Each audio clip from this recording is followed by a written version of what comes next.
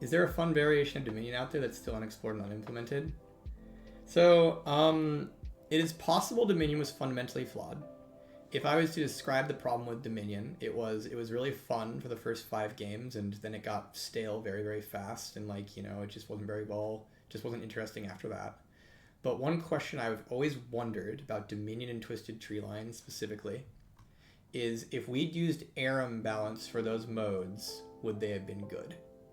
So one thing that's worth noting about those 2 maps is that we didn't really balance them very well, and we couldn't. And so there would often be very stale metas with very unreasonable champions. And if you compare that to ARAM and Arena, ARAM balance has really helped out. Now, I'm not sure that would actually happen. I'm not saying, oh, these modes were great and we just did it wrong. I'm saying I think there's a very big chance that no, they actually were kind of unsalvageable. And they had some pretty serious problems. But I do wonder if we'd been able to balance them in ways that were more applicable to the entire roster, kind of like ARAM balance, I wonder if that would have improved the modes a bit. Captain Gameplay mentions, I don't think ARAM balance is particularly good and functions for him simply because it's fairly balance agnostic. That might be true, Captain Gameplay. I do think, though, that small amounts of ARAM balance can go a long way for these modes making sense. So a lot of folks will often complain about ARAM balance. They'll be like, when Ziggs does minus 20% damage and Tryndamere takes minus 20% damage, Ziggs does minus a billion damage to Tryndamere and feels terrible. And I think that's actually pretty correct.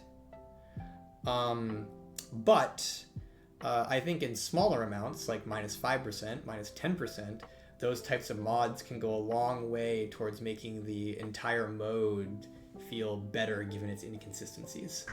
So, yeah.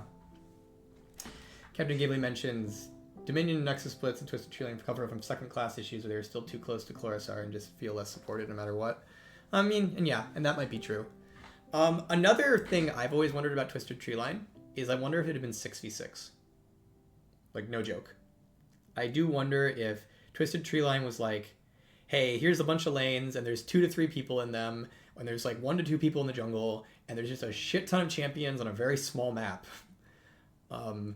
If that would have been way cooler or way worse. And the reason I bring up 6v6 is most champion kits are balanced to make way more sense in 5v5 fights. And so one of the things Twisted Treeline ran into is characters who are balanced around existing in 5v5s can get pretty broken in 3v3s.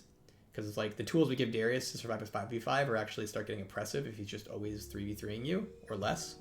And so I kind of wonder if we take Twisted Treeline and made it more people instead of less, maybe that actually is a very different, cool, and fun experience. Don't know.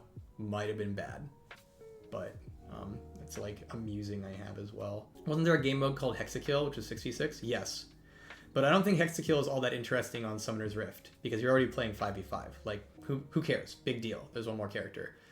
Twisted Treeline, though, I think the interest of Hexakill for me on Twisted Treeline is the idea of tons of champions, baby map, right? Which basically means they're all fighting each other a lot more, which maybe is cool. HotS had a few very obvious extreme core issues, which you don't think you should be discussing. Is someone talking about HotS? How about let's see if it's more like HotS instead of farming and buying items, everyone gets power-ups. So I do think HotS had some issues. I agree with Captain Gameplay. I will actually talk about one of them that I will discuss. I think one of the big L's for HotS was the fact that they just guaranteed everybody was the same level of power. I think that actually really, really hurts the long tail of a game like that, of a MOBA basically. I personally believe it's actually very important that some games you're 20-0 on Vayne, and some games you're 0-20 on Vayne. The difference between those two games and what it feels to be 20-0 game Vayne and what it feels to be a 0-20 game is actually, I think, very, very important for the entire flow and pacing of a MOBA as a whole, and it creates the highs worth chasing. Whereas I think probably to me one of the biggest issues HotS had is that every single game, every character felt the same at any given point in the game, because you're always going to be around the same level compared to all your teammates and all of the enemies, and around the same power compared to all your teammates and all the enemies. And so you had this thing where every character was just you know, okay, we're gonna have some mechanics, we're gonna fight each other, and maybe that'll be cool. But I think MOBAs like League actually gain a lot of benefit from having like pretty real variance in the game-to-game experience of any given character. So that's a personal thought about something. You're asking the question about Faker AHRI specifically. So a lot of that I can't speak to be honest. I would say though, the thing I can talk about is mainly like the team has been thinking about ways to like create a way for like, you know, what is the word here? People who want to have higher price points to like have things they can buy that they feel like are worthwhile, right? So in terms of like a lot of the things that we've seen over the last year or so in terms of monetization, it's like, hey, what are ways that we can improve monetization for different types of players? One of them being the players that like want to spend a bit more. And so I can give you the motivation behind it, basically. Can we get monster champs? The reality of monster champs is that they tend to be deeply unpopular. That doesn't mean we should never make them.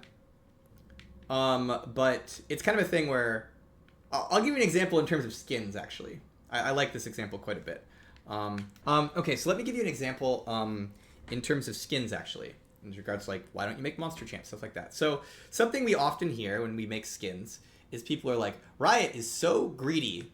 They make skins for Lux. Those money-grubbing, greedy Nubosauruses. Where are my Talia skins? So first of all, yeah, we should have some Talia skins. Talia's a cool champ. She deserves skins. All our champions deserve skins. But if I was a dev whose goal was to make the most players happy, like that was my only goal, not to make money, but to make the most players happy, should I make skin for Lux or Talia? And the answer is Lux, because it turns out there's a lot of people who freaking love Lux. And so by making a Lux skin, we are making an incredibly large number of players happy. Doesn't mean we shouldn't make Talia skins. We should make those too. Every champion deserves skins.